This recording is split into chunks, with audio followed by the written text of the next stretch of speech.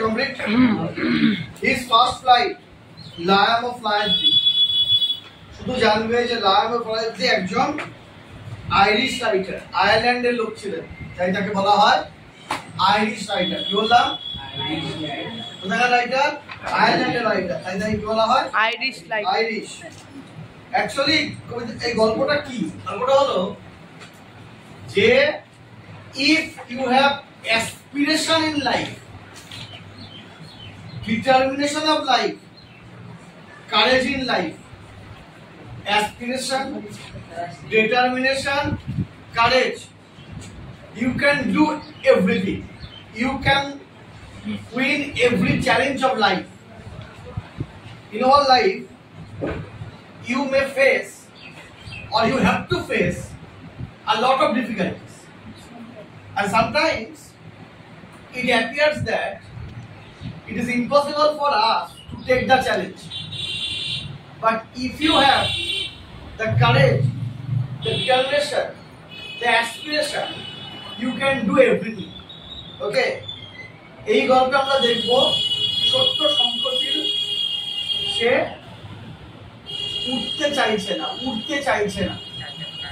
এখন পাখির প্রধান বৈশিষ্ট্য হচ্ছে উঠতে হয়। তাহলে পাখির বৈশিষ্ট্য কি থাকে? থাকে না। কিন্তু উঠতে চাইছে না কেন? ভাবছে আমি পড়ে যাব। আচ্ছা, একটা বাচ্চা যখন ছোটবেলায় হাঁটে, হামাগুড়ি যায়, অনেক সময় পড়ে যায় আবার ওঠে, পড়ে যায় আবার ওঠে, পড়ে যায় আবার ওঠে। আমরা কি তার চলাটাকে বন্ধ করে দিই? পড়াটাকে পুরোপুরি বন্ধ করে দিই? আমরা শুধু দেখিও আঘাত না লাগে খুব একটা বেশি। কিন্তু হাঁটতে গেলে, শিখতে গেলে প্রথমে তো ওরা পড়বে। এখানেও তেমনি, যদি ওই বাচ্চাটার মধ্যে ইচ্ছা না থাকে, সাহস না থাকে, সংকল্প না থাকে, ওর মতো একটা কিন্তু ইচ্ছা আছে যে আমি হাঁটবই, দেখবে একটা সময় করে নিলেই নিচে নামাতে পারে, হাঁটতে চায়, দৌড়াতে চায়। এটাও তো ওদের মনের ইচ্ছা। তাহলে পৃথিবীর প্রতিটা মানুষের, যে বাচ্চা থেকে বুড়ো, যদি মনের ইচ্ছা থাকে তাহলে অনেক কিছু সম্ভব।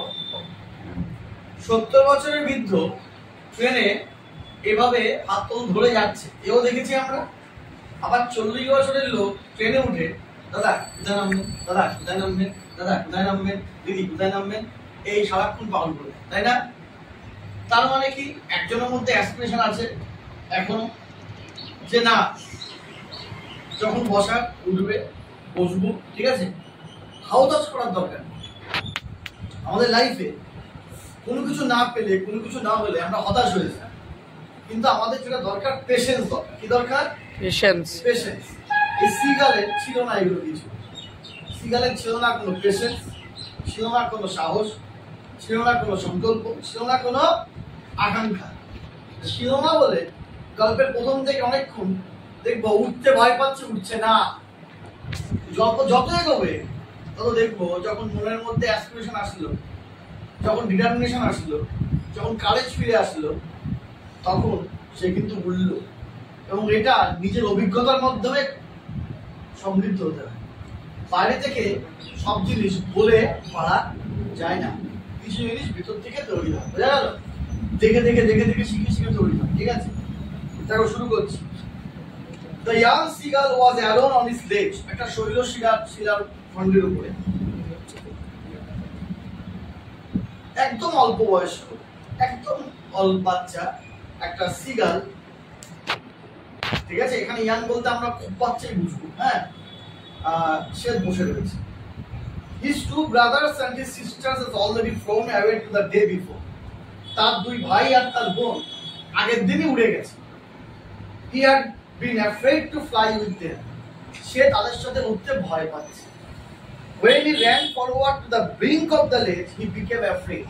যখনই শৈলশিলার একেবারে কিনারায় চলে যাচ্ছে, ব্রিঙ্ক মানে কিনারা, তখনই ভয় পাচ্ছে। বাবুরি বাবা, আমরা যেমন প্রথম সাইকেল চালাতে ভয় পাই, প্রথম মোটরসাইকেল চালাতে ভয় পাই, সে একই গল্প।